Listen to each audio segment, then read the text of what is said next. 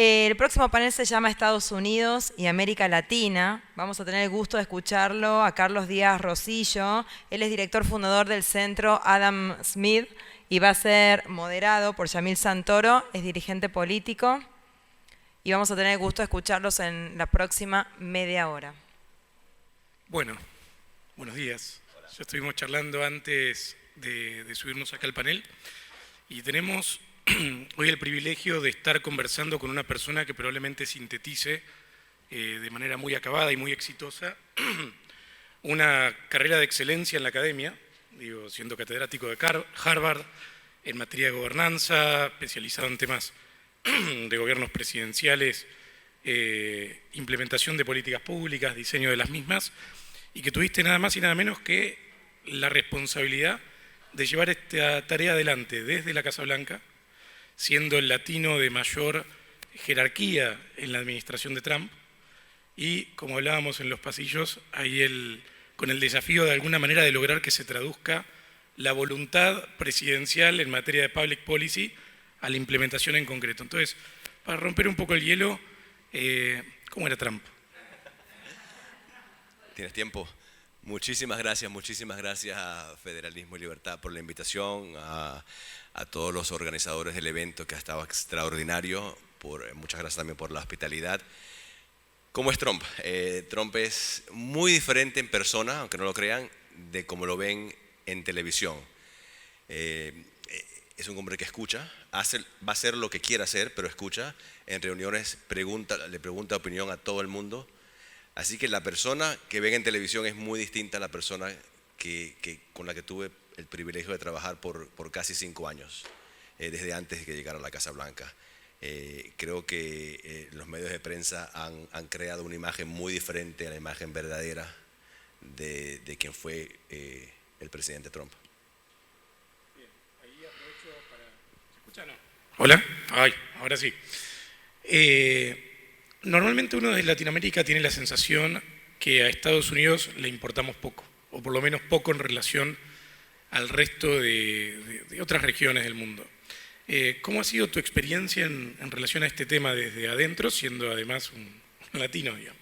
Claro, mira, cuando llegué a la Casa Blanca tenía todas las intenciones de asegurarme de que la administración del presidente Trump fuese por fin la administración que le hace caso a Latinoamérica, que presta atención a la problemática latinoamericana.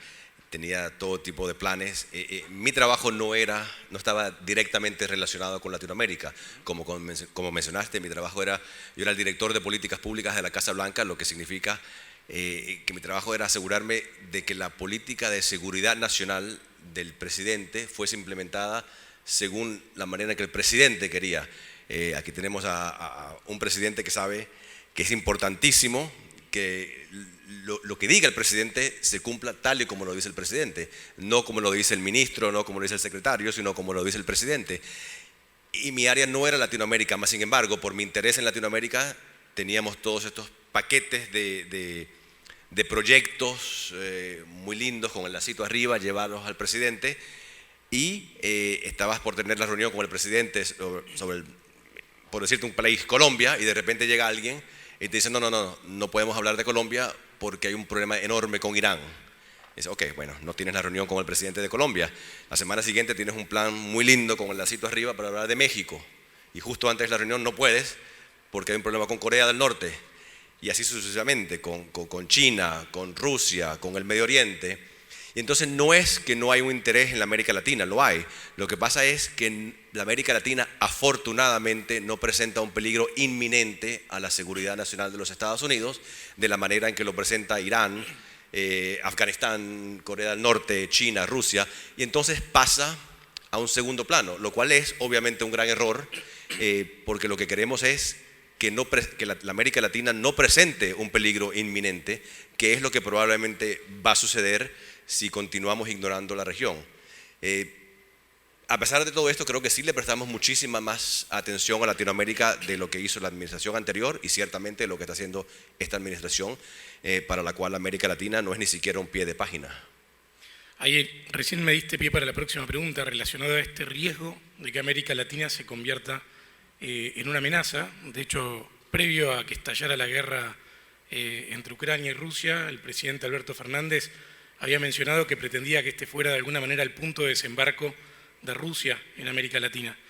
Y está claro que China viene haciendo un trabajo muy fino de ir ganando posiciones, tanto en influencia hacia los distintos gobiernos de países menos desarrollados, como así también generando inversiones directas para ir tomando posición sobre recursos estratégicos.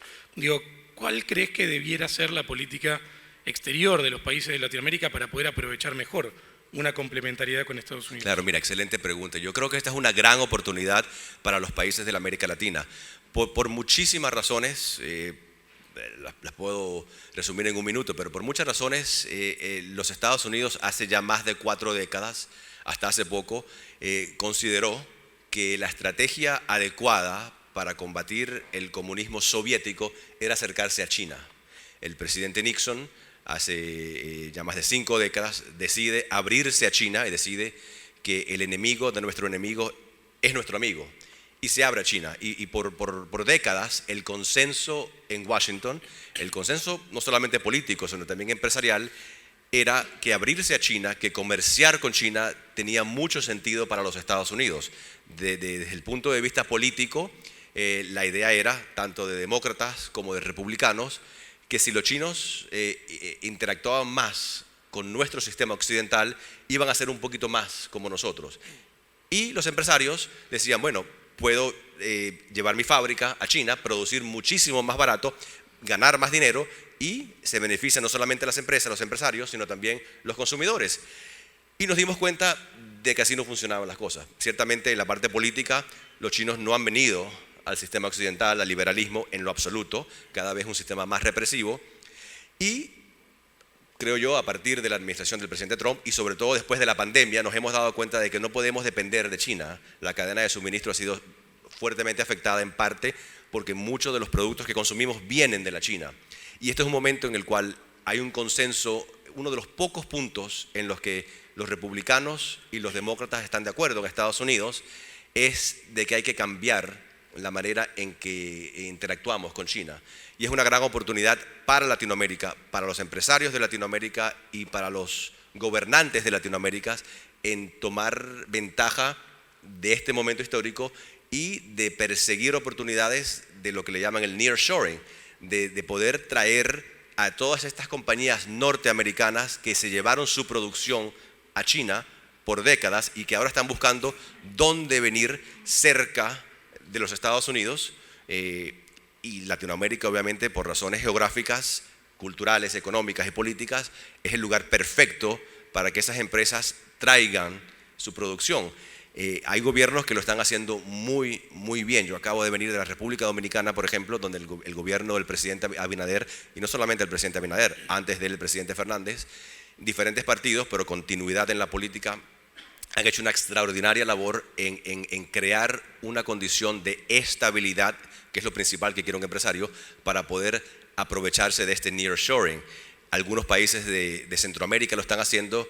Ayer oímos de las grandes ventajas de Paraguay, por ejemplo, de parte del presidente Franco. Creo que hay muchas oportunidades para gobernantes en Latinoamérica de aprovechar este momento y no solamente ir a Washington y persuadir a los congresistas, a los miembros de la administración, enfocarse en los estados. En los Estados Unidos la acción no está en Washington, está en los diferentes estados. Ir y armar una estrategia coherente para traer inversionistas de los estados a los países latinoamericanos y traer inversionistas de los países latinoamericanos a estados claves, y creo que es una oportunidad increíble que no vamos a ver por muchos años, así que es clave aprovecharse. Ahí recién planteaste una dinámica que por lo menos yo no me la había representado antes de que la esboces, que es esto de llevar empresarios de nuestros países a Estados Unidos. Digo, ¿por dónde ves la beta de oportunidad, más allá de los negocios directos que se puedan montar ahí?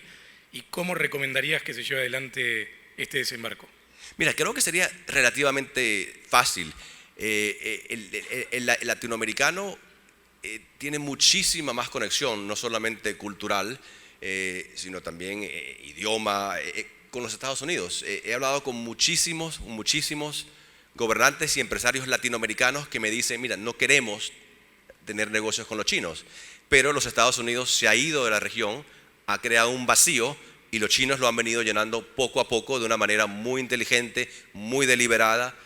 Y lo que dicen casi todos los gobernantes es sí, prefiero obviamente hacer negocios con los Estados Unidos, son de confianza, hablamos el mismo idioma, ¿no? Casi todos los empresarios americanos, no todos, pero, latinoamericanos hablan inglés, no hablan mandarín.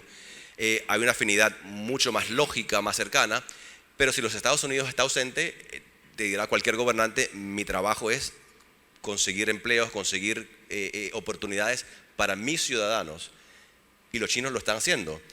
Mi respuesta sería, bueno, lo están haciendo a corto plazo, pero es verdaderamente un cuento chino, ¿no? Lo estamos viendo en África, sobre todo en partes de Asia, donde vienen los chinos y prometen construir carreteras, puertos, aeropuertos, y en el pie de página te dicen, si no pagas este interés en tanto tiempo, que saben que no se puede pagar, porque los términos son muy favorables aparentemente, pero en realidad no lo son, entonces toman posesión de esas carreteras, de esos puertos, de esos aeropuertos, y lo vemos en África y en partes de Asia, se están apoderando de la infraestructura clave, y yo creo que esta es una oportunidad para que estos empresarios vayan. Me dices cómo lo hacen. Hay muchísimas empresas que en Estados Unidos se llama Public Affairs, que te pueden armar estas reuniones y asegurarte de que vayas a los 4 o 5 estados claves, dependiendo de lo que produzca, de las exportaciones de cada país, ir a los estados que consuman esas exportaciones y llevar empresarios americanos que exporten los productos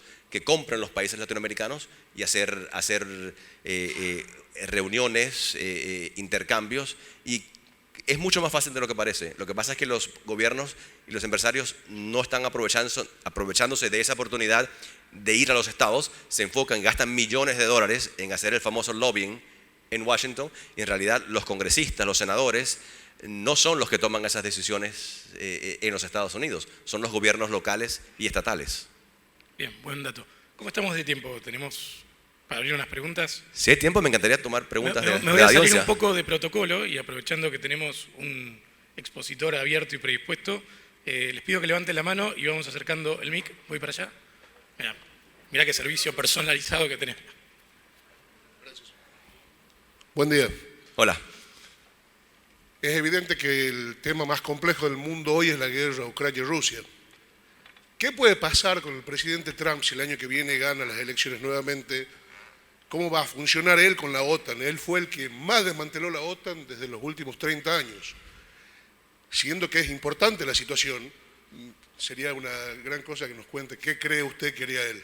Claro. No estoy de acuerdo con la premisa de que desmanteló la OTAN. Creo que todo lo contrario. Creo que obligó, utilizando el poder de la retórica, no podía hacerlo de otra manera, a que los países que no estaban contribuyendo lo que ellos acordaron contribuir, el famoso 2% del presupuesto de defensa, que lo empezaran a pagar. Los alemanes, por ejemplo, para dar un ejemplo, y muchos otros, acordaron entrar en esta organización importantísima para la defensa de los Estados Unidos y la defensa de Europa Occidental, y lo que veía el presidente era que son economías ricas, economías con muchísimos recursos, pero que no estaban pagando el famoso 2% que habían acordado, y lo que decía el presidente es, los Estados Unidos no pueden indefinidamente subsidiar la defensa de Europa Occidental, tienen que pagar lo que ustedes prometieron pagar. Y lo que vimos fue que muchos de esos países empezaron a aumentar su inversión en la defensa mutua de la OTAN, y yo creo que parte de la razón por la cual la OTAN tiene hoy los recursos para ayudar a Ucrania en contra de esta agresión rusa es precisamente porque muchos de esos países empezaron a contribuir.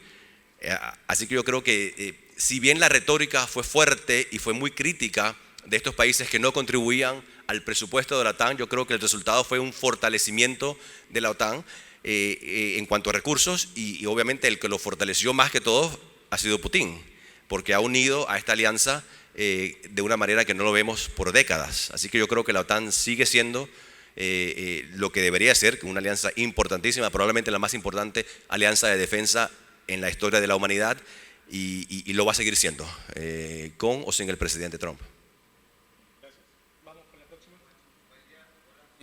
Sí, buen día, ¿qué tal? Ezequiel de Santiago del Estero. Le hago una consulta, dado que ha mencionado el clima favorable en perspectiva de Estados Unidos con Latinoamérica, quería saber también cuál va a ser el rol de África, y si Estados Unidos mira a África y va a complicar o vamos a competir con África en algún aspecto de los que ha mencionado. Gracias. En cuanto al nearshoring, yo creo que la América Latina tiene una ventaja muy, muy superior a África, que es la proximidad geográfica. Así que yo creo que si bien África se puede beneficiar de este entendimiento de que no conviene hacer negocios con los chinos, la China comunista, creo que la América Latina es la que está mejor posicionada para tomar ventaja de esta situación. África, por razones de geografía, está muchísimo más lejos, y lo que estamos viendo es que los empresarios quieren traer su producción más cerca de los Estados Unidos. Idealmente la traen a los Estados Unidos, pero en muchos estados, obviamente, la carga tributaria, el costo de la mano de obra es tal que no es favorable, y por lo tanto es muchísimo más lógico desde un punto de vista económico, empresarial, traerlo a un país cercano, con un Estado de Derecho, con un clima favorable a los inversionistas, y eso no lo ofrece África, lo ofrece la América Latina. Bien, vamos con la última.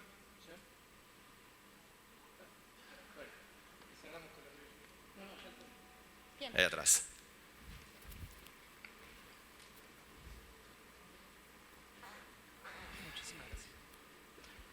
Hola, buenos días.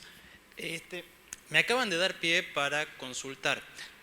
América Latina tiene más proximidad, tiene bastantes ventajas, pero ¿cómo pueden los inversores invertir en América Latina siendo que los estados latinoamericanos son inestables tanto en confianza como usted mismo dice, en carga impositiva?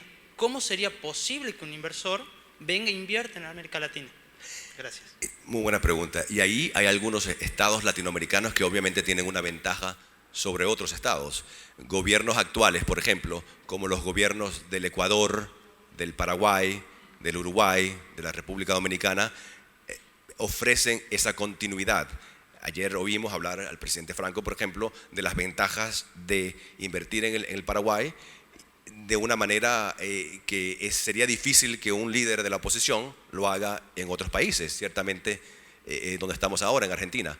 Así que hay algunos países que están en una posición muchísimo más fuerte que otros. Es difícil ver cómo un inversionista, por ejemplo, en este momento va a llevar sus inversiones, dado el clima actual, a Argentina, a Chile, a Colombia, a Perú.